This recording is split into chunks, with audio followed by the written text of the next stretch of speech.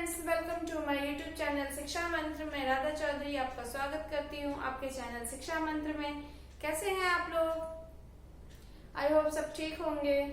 चलिए फ्रेंड्स, आज जो हम बात करेंगे जिस टॉपिक पर, वो है हमारा लेव वाइगोत्स्की का स्कैफोल्डिंग एंड जेपीडी। इसमें बहुत बच्चों को बहुत कंफ्यूजन होता है कि स्कैफोल्डिंग क्या होता है और जेपीडी क्या होता है, और इससे आपको हर एग्जाम में क्वेश्चंस देखने को मिलता है या फिर आने की संभावनाएं रहती है। तो आज हम बात करते हैं लेव वाइगोत्स्की के बारे में। पहले कुछ बात कर लेते हैं, फिर उसके बाद हम बात करेंगे जेपीडी और स्कैफोल्डिंग के बारे में। आम भाषा में उसे समझने की कोशिश करेंगे। जो बुक की लैंग्वेज होती है वो थोड़ी देर से समझ में आती है, कुछ बच्चों को थोड़ी प्रॉब्लम्स होती है, तो उसको हम नॉर्मल वे में समझने की कोशिश करते हैं कि होता क्या है, किसको कहते हैं, और इसमें एक और इम्पोर्टेंट रोल होता है MKO, वो क्या होता है वो भी आज हम समझने की कोशिश करेंगे। तो जैसे हम जानते हैं कि जो लेव वाइगोत्स्की है वो क्या कहते हैं, कॉग्निटिव डेवलपमेंट पे थ्योरी पे उन्होंने अपनी विचारधारा दी, जो कि जिन प्याजे जी से उनकी विचारधारा थोड़ी अलग थी। इनका जो जन्म है वो 1896 में हुआ था, सेम उसी टाइम जिन प्याजे जी का भी जन्म था। उसके बाद जो इनकी मृत्यु हुई है वो 1934 में हुई है। बहुत कम समय तक ये जीवित रहे, लेकिन उसी समय में इन्होंने इतना बड़ा काम किया जिसकी वजह से आज हम उनकी थ्योरीज को पढ़ते हैं, उनको जानते हैं, उनके बारे में बातें करते हैं। तो इससे एक ये बात भी समझ में आती है कि लाइफ कितनी भी छोटी क्यों ना हो, लेकिन जिसको बड़ा काम करना होता है, बड़ा सोच रखते हैं, वो कर ही जाते हैं। तो आज उन्होंने जो बात की, उनकी थ्योरी में जो है कि बच्चा जो सीखता है वो किस चीजों से सीखता है, वो सोशल इंटरेक्शन से सीखता है, वो बच्चा समाज से सीखता है, कल्चर से सीखता है। तो उन्होंने बात की है सोशल इंटरेक्शन पे, तो उनकी थ्योरी को भी जो कहा गया है वो सोशियो कल्चर थ्योरी कहा गया है। तो आज हम जो बात कर रहे हैं वो कर रहे हैं कि स्कैफोल्डिंग क्या होता है। स्कैफोल्डिंग यानी जिसको हिंदी में पाड़ या ढांचा कहा जाता है, जिसको अदर लैंग्वेज में टेम्परेरी मदद या टेम्परेरी हेल्प बोला जाता है, वो क्या होता है। उसके बाद जेपीडी क्या होता है। जेपीडी होता है जॉन प्रोक्सीमेंटल डेवलपमेंट, संभावित विकास का स्तर। और उसके बाद इन दोनों का मतलब क्या होता है, तो हम उसके बारे में बात कर लेते हैं क्या मतलब होता है। जैसे हम जानते हैं कि जेपीडी जो है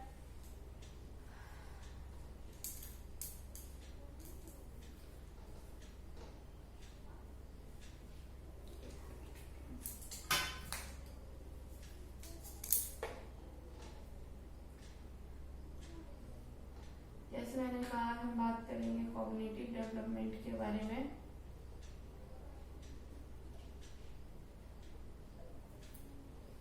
इसमें हम पढ़ रहे आज लेव वाइगोत्स्की जी को।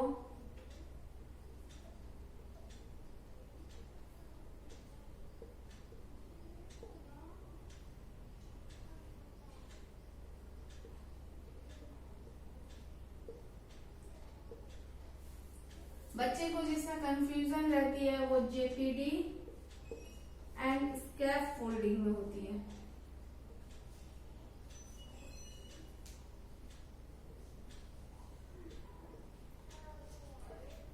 जेपीडी का फुल फॉर्म है जॉन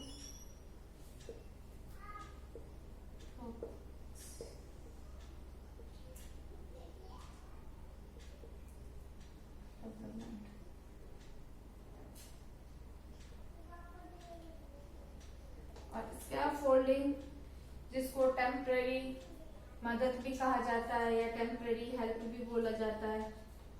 टेम्परेरी हेल्प, इसको हिंदी में संभावित विकास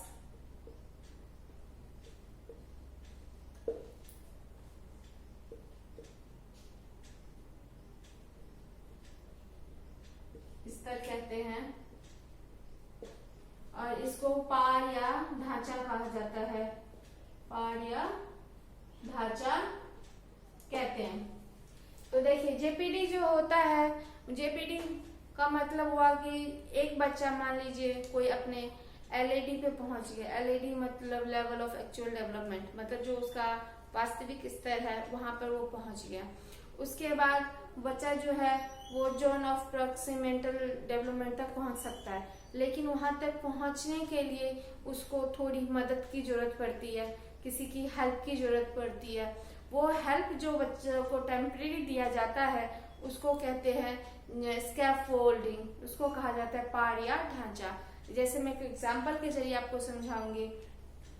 जैसे मान लीजिए कोई बच्चा है, वो साइकिल चलाना चाहता है, लेकिन उसको साइकिल चलाने के लिए उसको चलाता है गिरता है, चलाता है गिरता है, मतलब वो कोशिश कर रहा है, बार बार कोशिश कर रहा है। लेकिन जो वो कोशिश कर रहा है और उस टाइम पे उसके फादर, जो उसके पिता हैं, जो उसके पीछे हैं, उन्होंने साइकिल को पकड़ के थोड़ी सी उसको हेल्प दी बैलेंस बनाने में, तो उस बच्चे को जो हेल्प दी वो कहलाया पार या ढांचा। और उसके जो फादर हैं वो फादर कहलाए मोर नॉलेजेबल पर्सन, मतलब उससे ज्यादा जानने वाले पर्सन, जानने वाले व्यक्ति। और जो बच्चा वो सीख गया, वो जो सिचुएशन पे पहुंचे, बच्चा साइकिल चलाना सीख गया, उसको कहा जाता है जेपीडी। तो इसको हम एक एग्जाम्पल, 2-3 एग्जाम्पल के जरिए समझने की कोशिश करते हैं।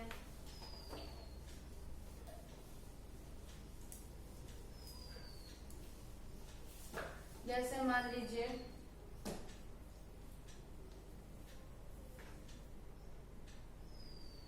ये बच्चे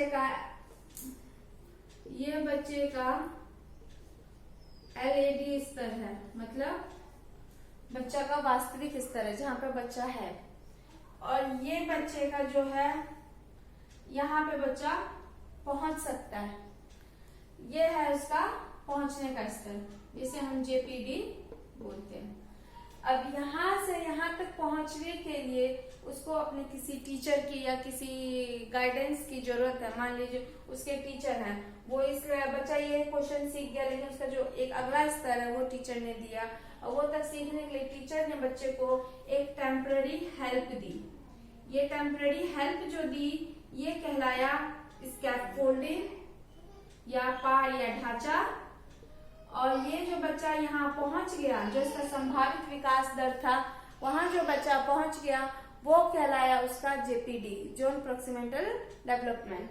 और उसके बाद जो जिस टीचर ने बच्चे को हेल्प दी, मान लीजिए किसी मैथ्स के टीचर ने बच्चे को हेल्प दी, इंग्लिश के टीचर ने बच्चे को हेल्प दी, तो वो कहलाए मोर नॉलेजेबल पर्सन, MKO। तो जैसे मैंने बोला कि वाइगोत्स्की की ये 3 जो कॉन्सेप्ट है, ये कि क्या होता है आपका मोर MKO, स्कैफोल्डिंग और जेपीडी।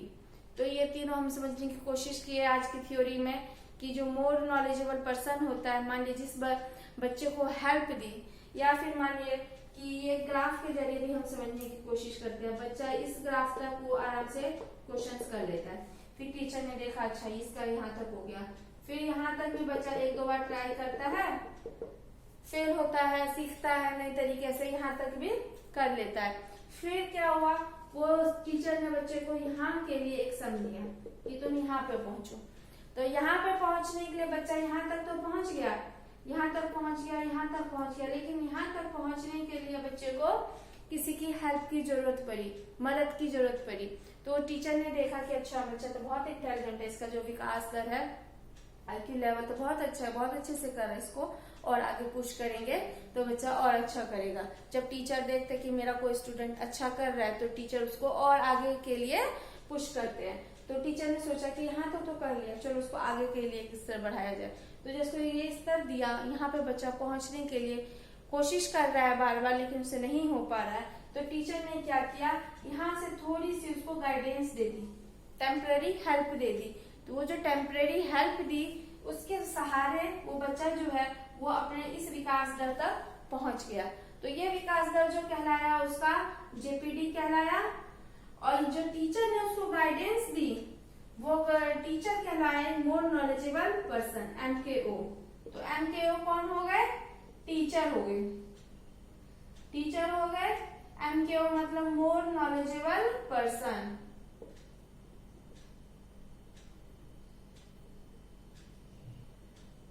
और उसके बाद जो बच्चा यहाँ तक पहुंचा, ये तो उसका हो गया जेपीडी। और जो यहाँ से यहाँ तक के लिए जो मदद मिली उसे, वो मदद उसका कहलाया पार या ढांचा, जिसको इंग्लिश में कहते हैं स्कैफोल्डिंग। तो बच्चों मैंने आपको 2-3 एग्जाम्पल के जरिए समझाने की कोशिश की कि एग्जैक्टली होता क्या है जेपीडी, उसके बाद स्कैफोल्डिंग और MKO।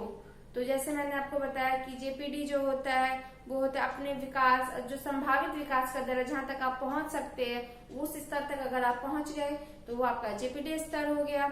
वहां तक पहुंचने में जो आपको मदद मिली वो आपका स्कैफोल्डिंग या पार या ढांचा हो गया। जिन्होंने आपको मदद दी वो MKO हो गए, मतलब मोर नॉलेजेबल पर्सन हो गए। तो इससे आपको एग्जाम में सीटेट में आपको लेवल 1 में लेवल 2 में आपको इससे एक आध क्वेश्चन, 1 से 2 क्वेश्चन हमको स्कैफोल्डिंग और MKO और उसके बाद आपका जेपीडी, इन तीनों में से आपको 1 से 2 नंबर के क्वेश्चन जरूर देखने को मिलेगा। और ये सिर्फ सीटेट की बात नहीं है, इसके अलावा आपके जितने भी एग्जाम होते हैं टीचिंग के, चाहे वो DSSB हो, KVS हो, NVS हो, यूपी हो, यूपी टेट हो या रीट हो, कोई भी एग्जाम होगा, लैब वाइगोत्स्की और जिन पियाजे जी ये कहीं नहीं जाने वाले। ये आपको जहां जहां पे आपको टीचिंग पेडागोजी दिखेगा वहां वहां ये जरूर दिखेंगे और उनसे रिलेटेड ये थ्योरीज दिखेंगी। तो इसको आप अच्छे से कीजिए, अच्छे से समझिए। मैंने अपनी तरफ से आपको शॉर्ट वीडियो में शॉर्ट तरीके से समझाने की कोशिश की है। देखिए बुक्स में तो इसके बहुत अच्छे और बहुत डीप में बहुत इसका पूरा एक एग्जाम्पल और इसकी पूरी थ्योरी दी हुई है, पूरा इसका डेफिनेशंस दिया हुआ है, लेकिन वो तो सबके पास है, लेकिन फिर भी समझ में नहीं आता है। बच्चों के डाउट्स होते हैं, मेरे भी पहले डाउट्स होते थे, तो मैं अपने से ही दूसरों का समझती हूँ, उनको भी डाउट्स होते होंगे। तो मैं उससे बोल रही हूँ कि आप इसको अच्छे से कीजिए और उसके बाद आप इस पे अगर आपको कोई डाउट होता है या कोई क्वेरी होती है तो मुझे मेल या फिर मुझे आप टेलीग्राम चैनल पे भी कर सकते हैं या फिर आप मेरे को इसमें मैसेज भी कर सकते हैं। अगर मैं इसे कोई भी आपका जो डाउट होगा या क्वेरी होगी उसे मैं दूर करने की कोशिश करूंगी। घर पर रहिए, स्वस्थ रहिए। जाने से पहले बोलूंगी जो मेरे नए चैनल पे नए आए हैं वो मेरे चैनल को लाइक एंड सब्सक्राइब कीजिए, ज्यादा से ज्यादा शेयर कीजिए, और जो मेरे चैनल पे पुराने हैं वो उसको ज्यादा से ज्यादा नए बच्चों को शेयर कीजिए, क्योंकि अब सीटेट का आप देख ही रहे हैं कि नोटिफिकेशन भी आने वाला है। आपके एग्जाम बहुत जल्द हो जाएंगे, नवंबर तक में आपके एग्जाम हो जाएंगे। तो अब सीटेट की प्रिपरेशन में लग जाइए। तो जो बच्चे बीएड कर लिए हैं या जो बीएड के सेकंड ईयर में है तो सीटेट की तैयारी में लग जाइए, उनको इन सब की हमेशा जरूरत पड़ेगी। तो ज्यादा से ज्यादा लोगों को मेरे चैनल को लाइक कीजिए, सब्सक्राइब कीजिए और शेयर कीजिए। जाने से पहले मैं बोलूंगी घर पर रहिए, स्वस्थ रहिए, अपने परिवार वालों के साथ रहिए, खुशी से रहिए, एंजॉय करिए वेकेशंस को। अभी तो वेकेशंस है, जब तक आपका ये खत्म नहीं होता लॉकडाउन, और घर पे पढ़ते रहिए, अच्छे से रहिए। ओके, जय हिंद, जय भारत, गुड बाय, बाय बाय।